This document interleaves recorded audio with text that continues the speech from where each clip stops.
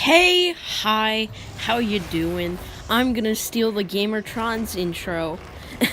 Feedback King 13 here, and we're doing a Shadow of War Part 2 video, which I am starting to work on because just finished Part 1 and uploaded it. So, you will see some familiar gameplay from the previous video, and if you haven't seen the previous video, I highly suggest you watch it. But if you don't want to, I get that, you're a rebel. We are now on the part where we will be talking about the Orcish Tribes. Each tribe has its own unique personality, archetype, and unique abilities that go with that tribe. For example, you have the Machine Tribe. They will throw a scorpion-esque spear at people. Now, if you look at this portrait of this beautiful green Orcish chef on the screen, you might assume he's part of the Slaughter Tribe, because they eat people. That's their thing. They slaughter. Now, I'm going to leave him up there for other things.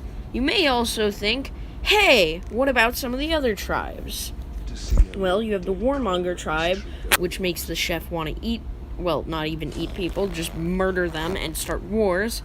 Then you think of the Dark Tribe, that makes the chef all dark and edgy. Now, I hope you enjoy that illustration that's popping up of that dark and edgy cupcake, because we're going to move on to a different part, the ability. Now, we're going to make this chef you. So, you start out with the abilities of, the bow, the other stuff, and your dagger and your sword and stuff, which is pretty cool. As you go through the game, you will level up and gain skill points. With these skill points, you can unlock new abilities. One of my personal favorites definitely has to be you've seen it before, the chain stab. I'll probably show a clip of it at the very end of the video. But this chain stab, you'll stab someone and it will link to a bunch of other people, and ghosts will pop out and stab a bunch of other people also. There's also the Brutality ability, which you'll see me doing on screen right now. Well, not Brutality, but Brutal. Been playing too much Mortal Kombat. You will notice that with the Brutal ability, when you're sneaking and you press Y for Xbox, I believe triangle for PlayStation, or whatever the heck you set it to on PC, you will scare all the orcs around that orc that you just murdered by stabbing him 57 times. Going along with all these abilities, you will also eventually reach prestiges. Prestiges, which you unlock towards the end of the game, is when you put your skill point into a certain skill, like gaining health when you kill someone, or gaining wraith when you kill someone, or hit someone, or whatever. These are very, very useful skill points, and they'll be used very much during the game. Despite what the title says for this bit, the progression in this game is actually pretty great. You'll find it being really nice, convenient. You'll level up at just the right time, or just the wrong time, depending on how you view it. And when I was playing the game, I wanted to level up so bad, so I kept going through open world parts and everything. But that's not how you level up in this game. It wants you to do the quests, and it makes you do the quests, which can be a bad thing, can be a good thing, depends on your opinion. I found myself liking doing the quests and or assassinating the big bad captains or raiding bases, because that's the main best part of the game. And the story, again, like I said in the previous video, is great. And, look at this guy, Grisha, or however you pronounce his name. He's a brute, and you just want to do this quest to assassinate him, or just take over his mind, and then send him to die inevitably. or send him to not die. You could do that. Which, unlike my content dialogue, which you want to be over as quickly as possible because it's cringy, the progression in this game is just methodical and fun, and you don't want it to go away. So once you reach level 80, you feel kind of sad, because you're like, oh, I won't level up again. But I saw it as a new whole horizon to keep stretching my power across.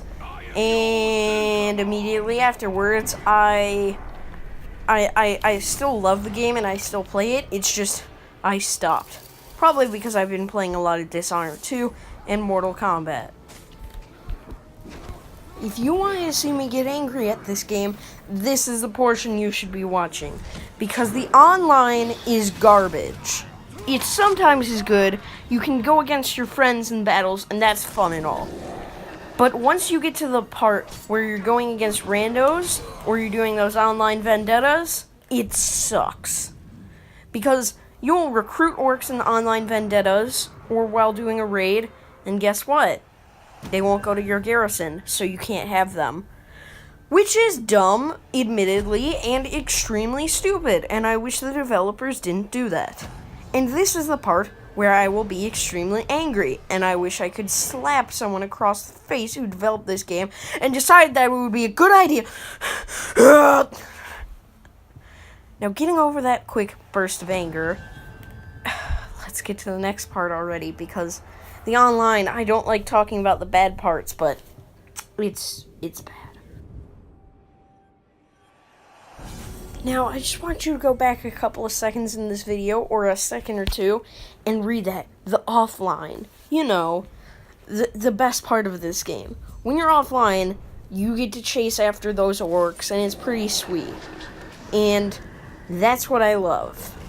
It's just this immersion of, I am a god, and no one can stop me, but someone can stop me. It's hard to understand what I'm saying, but it makes sense when you're playing the game. On to the next part.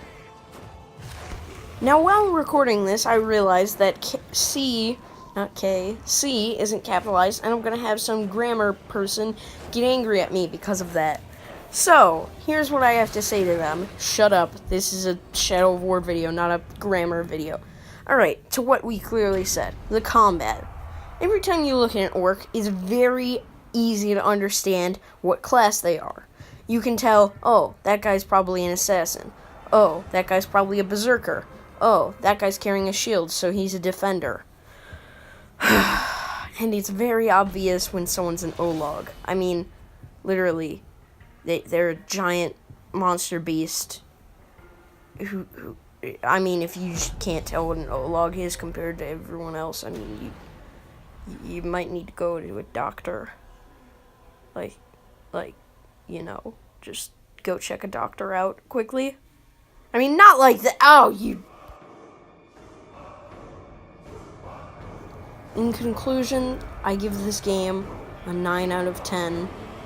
Almost better than Skyrim-ish. I mean, depends on how you like your games. I personally enjoy this a bit more than Skyrim, sometimes, depending on the day, or depending on my mood. But I really have to give this game a lot of props for the customization, mobility, everything about it, especially the parkour and the combat. I mean, I love the swordplay and everything. So I really, really hope you enjoyed these videos. By videos, I mean 2, and all the other videos on this channel.